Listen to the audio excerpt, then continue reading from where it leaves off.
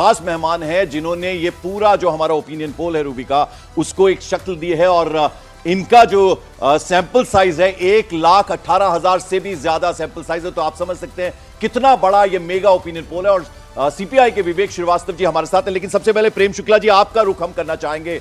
Bumper lottery लग रही है दोनों ही प्रदेशों में, बड़ा प्रदेश है कर्नाटक और साथ ही साथ असम छोटा प्रदेश, दोनों जगह लॉटरी लग रही है। मतलब असम में तो प्रेम शुक्ला जी आप लोग 49% वोट शेयर जो है लेते हुए नजर आ रहे हैं। मैं पिछला लोकसभा देखूं तो 36.41% था वो। रूबिका जी, मुझे लगता है कि लॉटरी शब्द इसके लिए ठीक नहीं है। आदरणीय प्रधानमंत्री जी के नेतृत्व में जिस तरह से विकास के कल्याणकारी कार्य हुए हैं, जिस तरह से हमारा कार्यकर्ता जो है परिश्रम की पराकाष्ठा करता है, उसके कारण जो है भारतीय जनता पार्टी के पक्ष में ये प्रचंड जनादेश है। और यह जनादेश जो है वो विकसित भारत के निर्माण का जो अमृत संकल्प है उसकी संपूर्ति की दिशा में लिया गया है। और जनता ये जब जनादेश देती है तो बहुत तोल मोल के देती है। उसे पता है कि भारतीय जनता पार्टी के नेतृत्व में आदरणीय नरेंद्र मोदी जी ने जिस तरह से गारंटियां दी और गारंटियों को पूरा किया, गारंटी के पर्यायवाची जिस तरह से आदरणीय नरेंद्र मोदी जी बने, उस पर मुदित होकर जनता यह प्रचंड जनादेश दे रही है। असम में जिस तरह का काम हुआ है, जिस तरह से वहां डबल इंजन की सरकार काम कर रही है, उसके कारण यह जनादेश है। और मुझे तो इस जनादेश के अनुसार अगर सांप्रदायिक विभाजन ना हो तो भारतीय जनता पार्टी 14 में से 14 सीटें जीत जाएगी। प्रेम शुक्ला जी, कर्नाटक की जरा पहले बात कर लेना, बड़ी स्टेट है, वहां तो विधानसभा में आपकी सरकार है नहीं, तो फिर ऐसा क्या जादू चल गया कि अब लोकसभा चुनाव जब आ रहे तो इतना प्रचंड एक तरह से बहुमत मिलता नजर आ रहा है आपको? देखिए पंकज जी, पिछली बार भी आपको याद होगा कि भारतीय जनता पार्टी की सरकार वहां नहीं थी और तब तो जो है कांग्रेस और जनता दल सेकुलर की जो है गठबंधन थी। उसके बावजूद भारतीय जनता पार्टी के पक्ष में आदरणीय नरेंद्र मोदी जी के नेतृत्व में कर्नाटक की जनता ने पूरा विश्वास व्यक्त किया था। और जो आप जो है ओपिनियन पोल में आज कर्नाटक का परिणाम बता रहे हैं, लगभग इसी तरह का परिणाम जनता ने जनादेश के रूप में आदरणीय मोदी जी को दिया था। तो मोदी जी के प्रति जो है कर्नाटक की जनता में भी अखंड विश्वास है। वो जो आपका विनिंग फैक्टर है वो फैक्टर एम है बेसिकली, और वही एम फैक्टर अगर असम में ना होता, यानी वो मुस्लिम फैक्टर जो ध्रुवीकरण की आप बात कर रहे हैं, तो एआईयूडीएफ को भी शायद वो एक सीट ना जाती, आप ये कह रहे हैं। मेरे साथ बाकी सारे मेहमान भी है। सतीश जी, मैं अब ओपनिंग रिमार्क आपसे चाहती हूँ। दोनों राज्यों में पिटारा खुला है और आंकड़ा आपके सामने है और स्कोर भी आप देख लीजिए। इंडी गठबंधन इस वक्त 64 पर है और एनडीए के खाते में 211 सीटें 584 में से सतीश जी जाती हुई दिख रही है। देखिए, मैं तो ओपिनियन ही दूंगा क्योंकि पोल हम देंगे सर। हाँ, ओपिनियन सुनिए, ओपिनियन ही दूंगा मैं कि ओपिनियन पोल जो है, तो मैंने आपसे पहले ही कहा था कि उसमें थोड़ा मुझे यकीन नहीं है। फिर भी ये कोई ज़रूरी नहीं है कि आप ओपिनियन पोल से ही सारा चीज़ बताएं। कर्नाटक में भारतीय जनता पार्टी की जड़ें मजबूत हैं।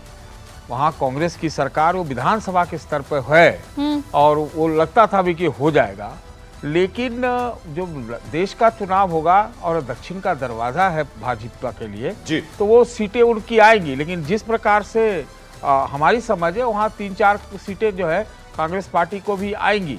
और कहाँ आएंगी वो बता सकता हूँ, लेकिन उतना आपके पास टाइम नहीं है। दूसरा पूरा टाइम है सर। है हाँ, तो आप उससे जो देखिए तेलंगाना से सटा हुआ जो इलाका है जी, उसमें आप देखिएगा उनको ये कुछ समर्थन वहाँ मिलेगा।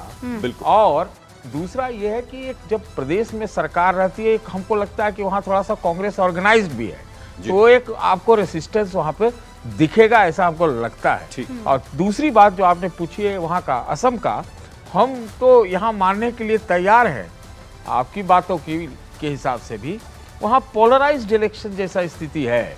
और हिमंता बिस्वा शर्मा जो हैं कांग्रेस के इनसाइडर रहे हैं और वो आजकल जो है वो नॉर्थ ईस्ट में भारतीय जनता पार्टी के एकदम चेहरा है जी। तो वहाँ पर तो मतलब हालांकि उनका भारत जोड़ो न्याय यात्रा उधर से भी आया है, और नॉर्थ ईस्ट एक ऐसा किला है जो मैं बार बार कहता हूँ जिसको भारतीय जनता पार्टी ने कांग्रेस के मुंह से छीन लिया, और वो बहुत बड़ा अंतर ला दिया। तो असम में आप समझिए एकदम एक तरफा होगा, ऐसा हमें कोई सच चूंकि हेमंत बिस्वा शर्मा का जिक्र हो रहा है, तो वो एक ऐसे लीडर हैं, आप स्टेट में सीएम है, लेकिन आपकी एक नेशनल छवि एक बड़े लीडर के रूप में बनती है, तो एक बड़ी उपलब्धि उनके खाते में वो भी जाती है। लेकिन मैं एक बात जो कहूँगा, जैसा कि देखिए जो भी आप दिखा रहे हैं बिल्कुल एक्सपेक्टेड लाइन पर है। और जब गुजरात चुनाव का रिजल्ट आया था पिछले विधानसभा का, मैंने तभी एक बात कही थी, मैंने कहा था कि गुजरात में जो करिश्मा हो रहा है 2024 में अगर राष्ट्रीय स्तर पर यही रिजल्ट आए तो आश्चर्य मत कीजिएगा, और हम उसी तरफ जा रहे हैं। पहली बात देखें, मैं कर्नाटक की बात कर रहा हूँ। एक बात लोग गलत समझते हैं कि कर्नाटक में जैसे सारी चीज़ें, याद कीजिए 85 में राजीव गांधी प्रधानमंत्री बने थे 85 जनवरी में, हाँ। और उन्होंने तुरंत कर्नाटक विधानसभा को भंग कर दिया था, क्योंकि कर्नाटक में लैंडस्लाइड विक्ट्री हुई थी कांग्रेस की। तो उन्होंने सोचा कि भंग कर दिया और 100 दिन के अंदर चुनाव कराया। आपको याद होगा, जिस जनता ने राजीव गांधी को दिल्ली में चुना था, उसी जनता ने रामकृष्ण हेगड़े जनता पार्टी को अपने लिए चुना। तो ये स्टेट का पोल अलग होता है और केंद्र का पोल अलग होता तो है। रामकृपाल जी, दूसरी बात, एक और चीज तोड़ के मुझे समझा दीजिए। जी जी। जेडीएस ने जब कांग्रेस के साथ पिछली मर्तबा वो साथ गई थी, तब इतना कमाल नहीं कर पाई थी। नहीं। यहाँ पे क्या तुरुप का इक्का साबित हो रही है भारतीय जनता पार्टी के लिए? आपको मैं रूबिका जी एक याद दिलाता हूँ। देखिए पिछले इस स्टेट इलेक्शन में भी एक चीज का ध्यान रखिए, हाँ।